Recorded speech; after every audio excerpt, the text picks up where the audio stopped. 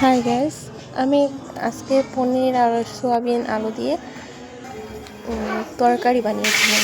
তো তাই একটু একটু রেসিপি দিয়ে দিই।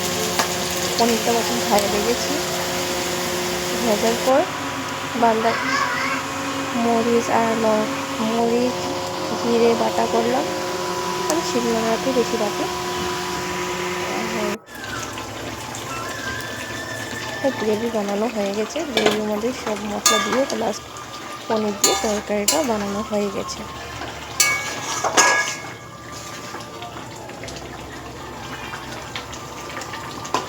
দেখছি নরম হয়েছে কিনা না।